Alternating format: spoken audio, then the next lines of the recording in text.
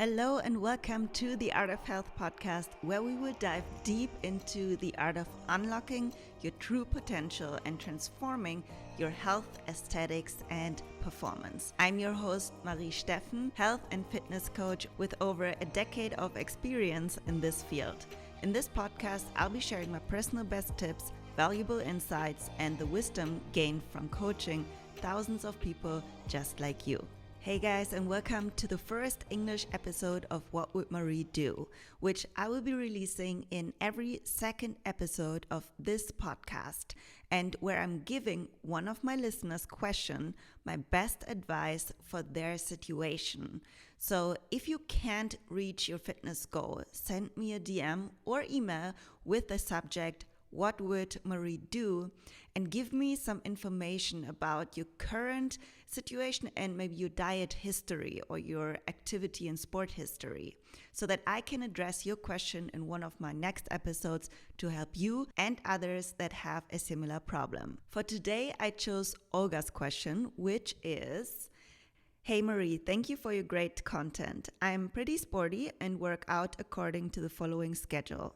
Once per week, I do CrossFit, 2 times Reformer Pilates, and 3 times per week running 6 to 12K for a half marathon. I still have a small belly and my body is not as firm and toned as I wish it to be. I'm just not getting rid of my belly fat. I wonder what my optimal deficit calories are to lose the last bit of fat. I don't know how much I should eat to keep my performance high and to lose fat. I'm 31 years old, weigh 56 kilos, and I am 1 meter and 73 centimeters tall. Thanks 1,000 times, Olga. Thank you, Olga, for your question and for your trust. So it seems like you're in a conflict with your goals. One is aesthetic-based, losing fat specifically on your belly, and the other is performance-based, accomplishing a half marathon. And maybe you have some other sport-specific performance goals that you didn't mention. In general, you can achieve both goals at once. Let's say you want to get better at running and lose fat from starting at 90 kilos body weight and a higher body fat percentage down to 80 kilos. Then you can accomplish both at a higher chance. But the more advanced your performance and aesthetics goals are, the more difficult it would be to achieve both high-level goals simultaneously. The higher or more advanced the goals, the more specific your approach has to be, and the higher the likelihood of them interfering with each other in a negative way. For your scenario, this means to lose your last little bit of belly fat. A caloric deficit over a long enough time is required because the body gets rid of the stubborn areas lastly. But a caloric deficit always risks a decrease in performance at some point. In your case, in your half marathon training. So it's possible to manage both goals, but it's difficult. And I'm saying this so you are aware of this and won't get frustrated. I did achieve a high performance goal and fat loss with my client who is an Olympian heptathlete, and she already had a very sporty physique. But in her sport, the athletes have to be as light as possible to perform even better, but they also have to be as fueled as possible. And I want to tell you real quick about our approach to give you an idea what this required for her.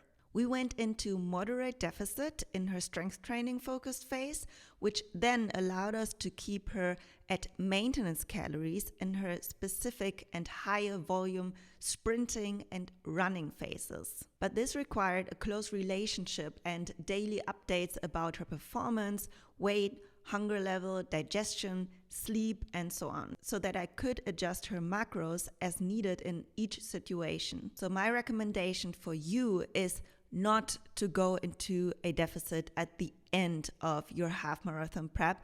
And I also wouldn't suggest going into a deficit by yourself during the whole prep, which would risk burnout and injuries. What I would do are the following 2 steps.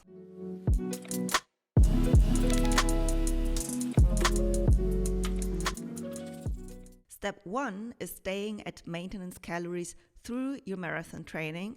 And if you don't know where your maintenance calories are, you can use my app, which adjusts those weekly so that you will maintain your chosen weight range. And what I would also do is change your training besides your half marathon training. All the training you're doing right now is not specifically designed to change your body composition. One times CrossFit won't move the needle in terms of building muscle. You can certainly build muscle with CrossFit, but the frequency is A, not high enough, and B, a CrossFit class can mean a lot of things. For example, some people do 40 minutes of technique and then a 10-minute WOD afterwards, in which they scale every exercise. That won't build muscle effectively if I'm really honest with you. And Reformer Pilates is also not designed to build muscle in the most efficient way. Yes, you target your core, hip flexors, and flexibility is a good component, and I love Pilates, but I think there is something crucial missing in your plan. A well-designed strength training plan with built-in progressive overload means the right frequency, sets, reps, and the exercises that will lead to muscle growth.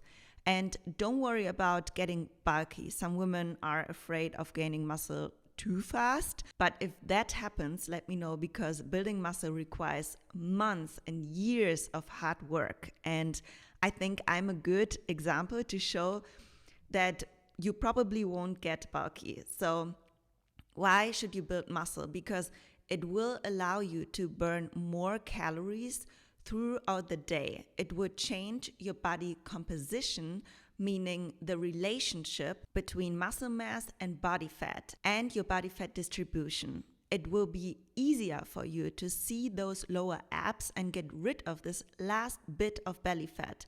But not only that, strength training is a component any runner should do for joint stability, posture, and balance strength, which has a positive impact on your running technique as well. So by strength training, I mean complex movements like squats, deadlifts, shoulder press, etc., but also functional exercises, unilateral exercises like lunges, single leg deadlifts, single arm rows, rotations, etc., that stabilize your knees, ankles, and train your core to benefit your running workouts. And if you're searching for a strength training workout, my new workout membership program, Hybrid Body, will provide that for you. You get access to continuous programming for workouts that contain strength, mobility, endurance, and skill components. And you will get a direct chat towards me if you have any questions in English or German. So if you want to know more about what the membership contains, just click on the link in the description below or in the show notes if you don't watch this video on YouTube, but you might listen to it on any other platforms. And in case you do and don't know that I have a video podcast, feel free to play my episodes on YouTube so that you can watch and listen to me, which also supports my channel a lot. All right, let's move on with the second step for you, which is going into a moderate deficit after your half marathon. You can still run once or twice per week, but it probably won't be your focus at this point, and therefore more manageable to keep your hunger levels moderate and still make progress in the gym. And regarding your question about the right caloric intake for you, I would aim for 15 to 20% of your current maintenance calories. That means at the point in time you start the deficit. But if you don't want to guess, let the Art of Health app do the math, and the longer you work with the app, the better it gets to know your body and can give you the best caloric recommendations. Another factor to look at that shouldn't be neglected is your protein intake. Also, runners need sufficient protein, and I suggest a minimum of 1.6 grams per kilograms of body weight as a general guideline. But if you're working with my app, it will tell you the optimal amount for your body, activity level, age, and other factors that play into the specific protein recommendation. And lastly, and this is something I'm saying a lot, but that people forget and has the biggest impact on your life, is sleep. Aim for minimum 8 hours of sleep per night to ensure optimal recovery and the best performance results. And finally, I encourage you to document your progress by taking before photos at the beginning of your journey and follow up with new photos every month. So all these steps should lead you to your goal to maximize on performance and lose stubborn belly fat.